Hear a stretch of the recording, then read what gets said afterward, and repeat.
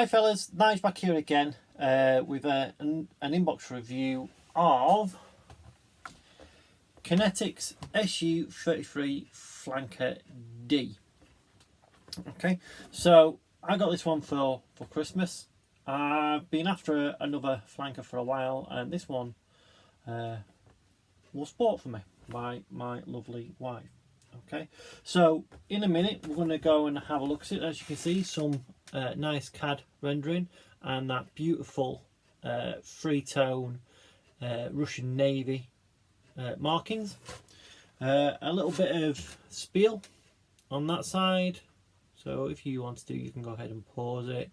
If you don't, so be it. Okay, so without any further ado, I'll get everything set up and we'll get to the overhead and we'll have a look at the sprues. So 2 minutes. I know we said we were going to go to overhead, but I just wanted to point out what we actually get in this kit. So we've got 2 boxes, which I would have assumed are the stores, the weapons.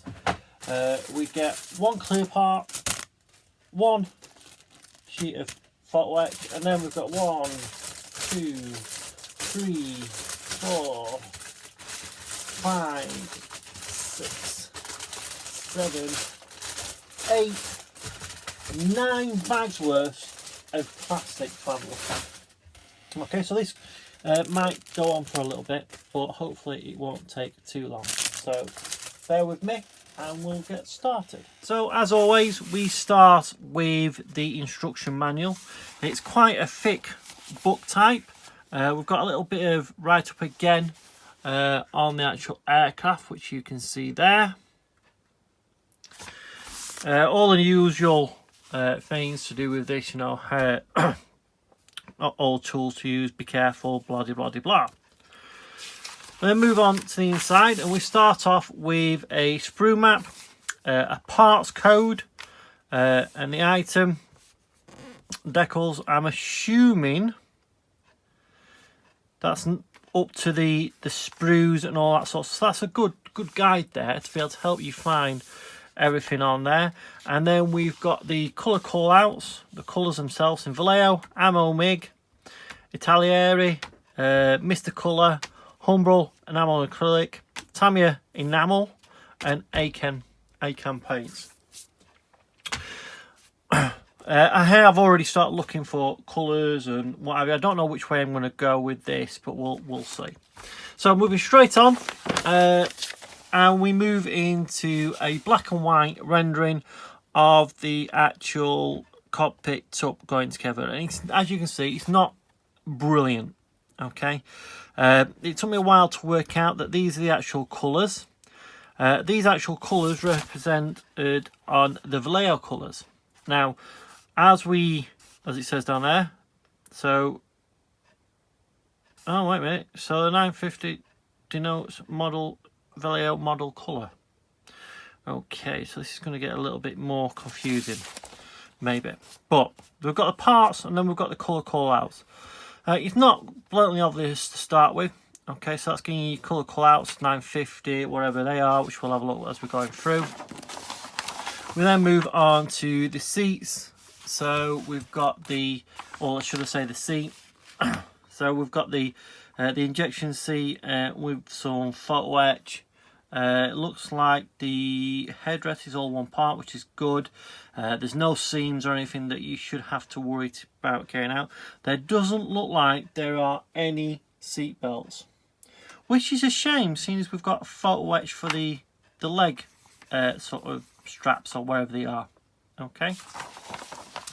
Then we put the seats actually into the cockpit with some more control pedals, the back end seat, and the dashboard, instrument panel, whatever you want to call it.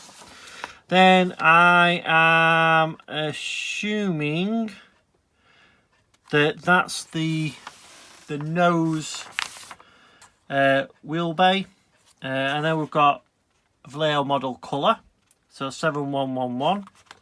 That's a model air colour. Okay. Moving on to putting the front well in, then constructing the main bays.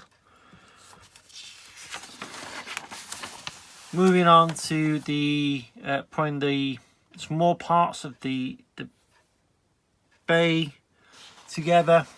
Okay, showing you the open position at the moment. It looks like they might be able to build closed, which we'll see when we come to do it. Why they get you to put the doors on at this moment in time, I don't know. Then we're moving on to the intakes of the engine fan, the engine ramps, which I don't know whether they'll be able to be positioned open or closed. More P for the engine fans. Still on the underside, working again, still in the undercarriage bays. Then moving to putting on the intakes themselves.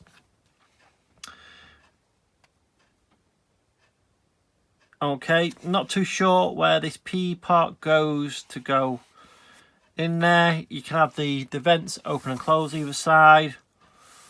Yeah, that's a worry. I don't know where that would go, whether that's open and close, because it doesn't really show you there. Again, all in Vallejo Model Air and what have you so far. And then we have got some more pods going on the belly of the fuselage. Moving on to the wheels and landing gear. Okay, two-piece landing gear for either side. Some nice fins for the forward edge.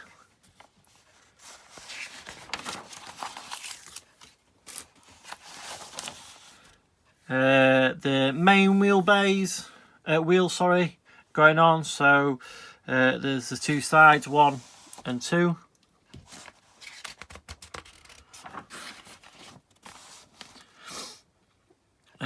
The looks like the wing pylons next going on here, and the arrestor hook for the hook, the landing hook.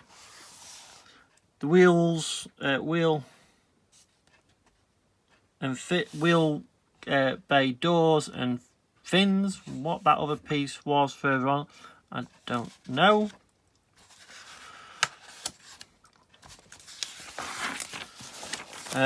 Putting the actual engine nozzles in. Some nice big nozzles, the two parts, so hopefully you can hide any seams in there. And then we've got a P part, which that's going to be interesting to work around. The top of the fuselage going on and joining to the actual bottom of the fuselage. And then the hood, refueling probe, and other small lumps and bumps onto the control mechanism for the canopy and putting the canopy on.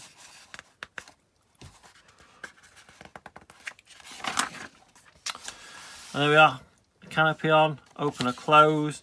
And then you can do this bird with either folded wings or unfolded. I'll be doing them unfolded and all that sort of stuff. The air brake going on, some more pitot tubes going on, flaps and slats, tails, and the I don't know whether that's it's going to have the chute in there, or whether it's a radar of some sort.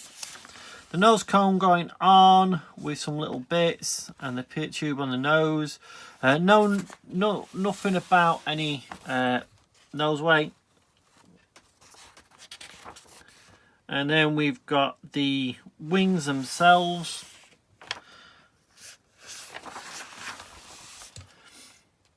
One and two, so left and right. Putting it all together. So you've got your tails, which are in two parts, your wings, your canards, all going on. For the wing fold, you've got the hinges to secure it there on both sides, and then the weapons going on. Then we move on to the colour call outs, again in black and white, so it's not ideal. On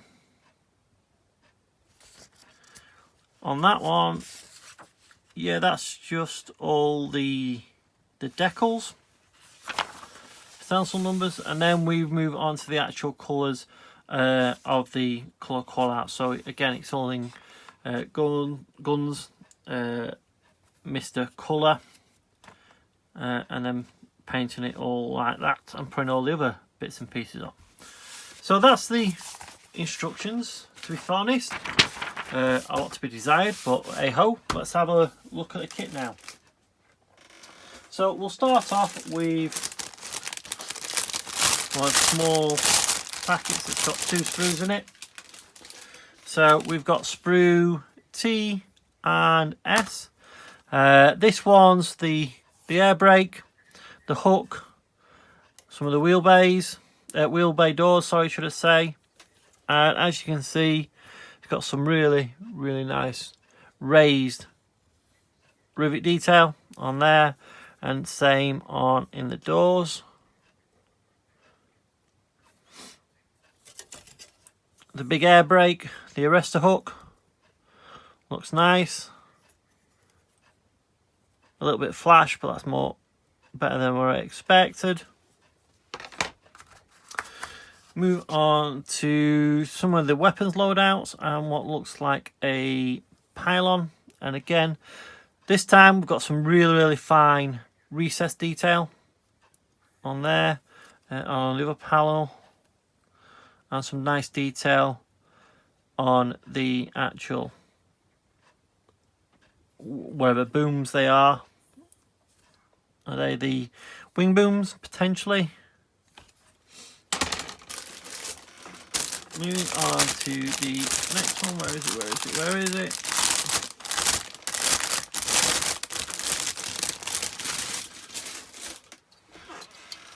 So we've got some of the engine intake parts. So the grills open and closed. Again, some really nice detail on there. Some good detail on the intake ramp. And the wheel bay and fans. On the actual intakes themselves, again, some really nice detail on there.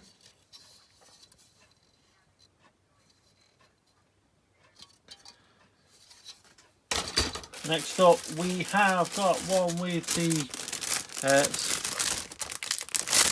nose and bits and pieces in it. So very nice slip molded nose. So all one piece, which is absolutely beautiful. And then we move on to what I assume are some more of the wheel bays. As you can see, some nice detail on there. Moving around, nice raised and recessed detail all over. The nose wheel bay, and probably the sidewall of the nose wheel bay, onto the instrument panel, the cockpit itself, the rear of the cockpit, and the control panels on the side. All really well detailed. Really smashing.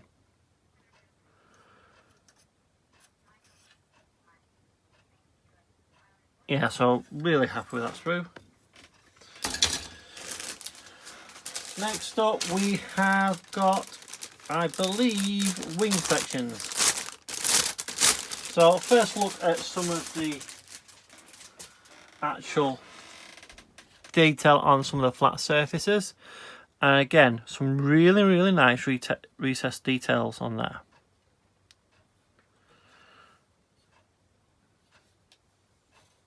all over. So nice detail on, I'm assuming that's the bottom, and then we've got the top over here. Hopefully if you shine it in the light you can just see it. And then again on some of the control surfaces, I think they're the tail ones, and the slats. Really nice detail. Moving on to the vertical stabilizers. All one piece vertical stabilizers, again the same level of detail with the rivets on there, on the control surfaces. Twist it over, and again all over some really nice detail. Don't know what those parts are, but again you can see a theme coming across with this kit. Next we've got wheels and undercarriage legs. So we've got main gear and nose wheels. Nice detail on the brakes around the main wheels, and then on to the really sturdy legs, which it would need to be for an aircraft of this type. Some really nice thin details all the way over to, you know, just something like that. The hooks, pit tubes, control arms, the sensors, the refueling. There's a lot of really nice detail all over this.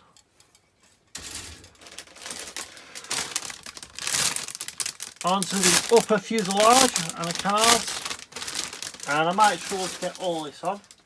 Okay, so as you can see, this is going to be a big aircraft. This is going to be at least 40 to 42 centimeters long.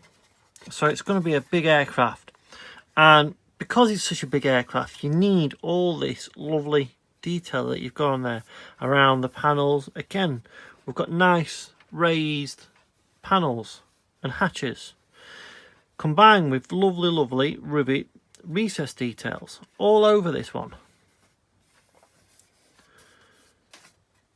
And of course you can really go to town with the weathering of this. Those canards are beautiful. Just look at those, both sides, really beautiful.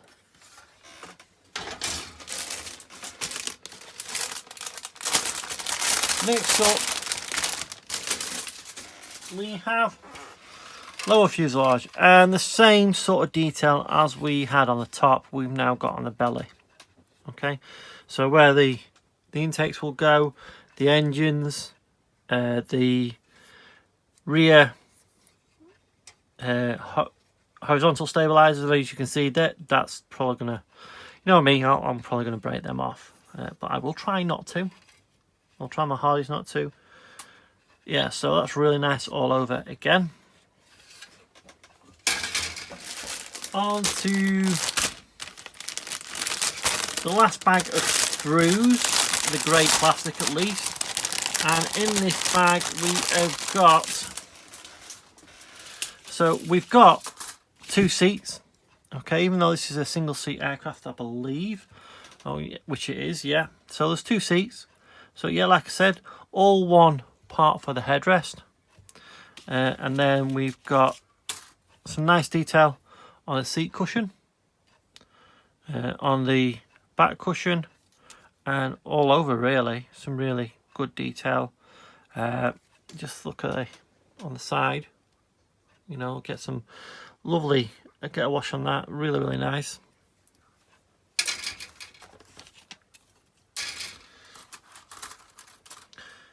Some of the pylons, all one piece, so I don't have to worry about get rid of seam lines, even though there is a mould line, which should be easy enough to get rid of. So we have 4 of those ones, and then we have 2 of these. Again, some more pylons on there. Again, a nice recessed detail all over. We move on to the clear parts.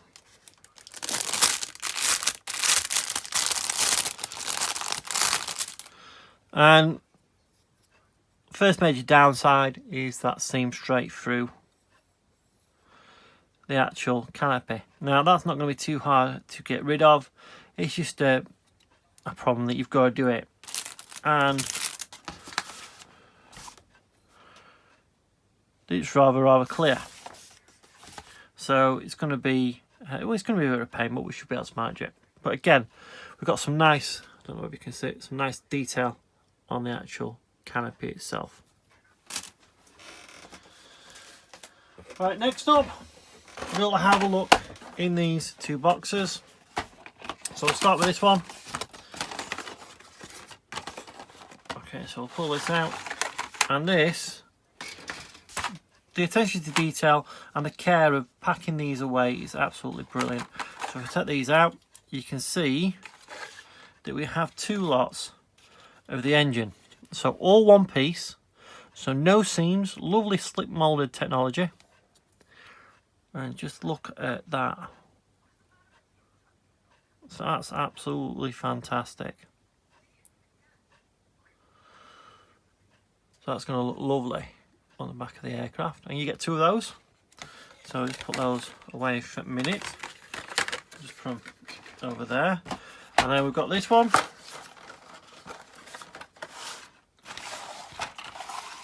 And this one is all the weapons. So what I'm going to do, just going to get that because there's 2 exactly the same, and again all slip molded, all one piece. And if you can see, absolutely beautiful.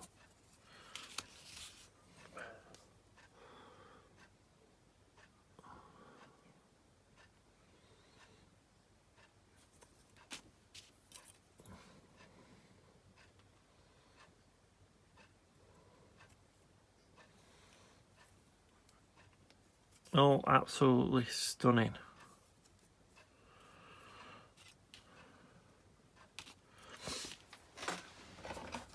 Last but not least, we have the foot wedge, which I'm not taking it out because look how thin that is. Look how thin it is. It's like just thick card.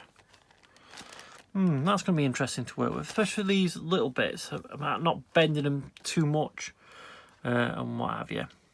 But yeah, should be interesting. And the decals. Now the decals are printed by Cartgrass, so I can't envision having any problems with these. Are the only carrier film on any of them.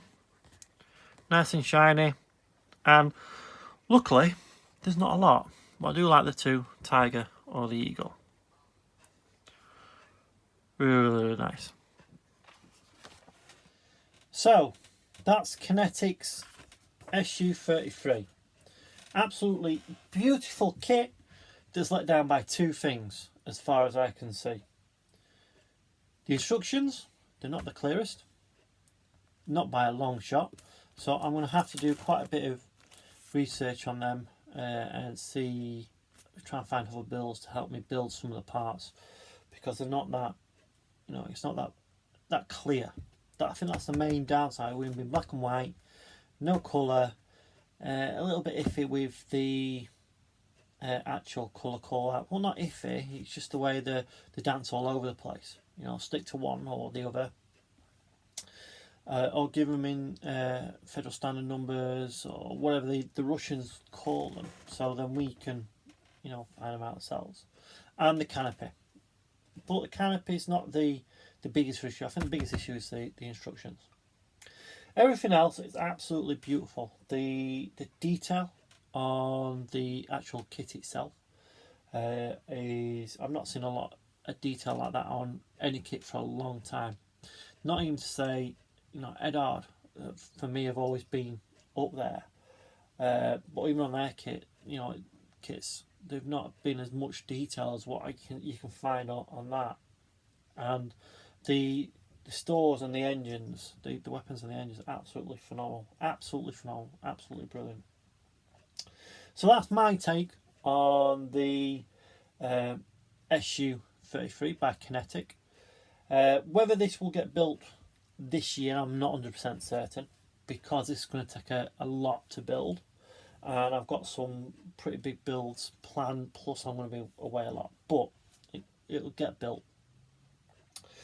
So that's it. Okay, I hope you enjoyed that, fellas, and I'll see you on the next one. Bye for now.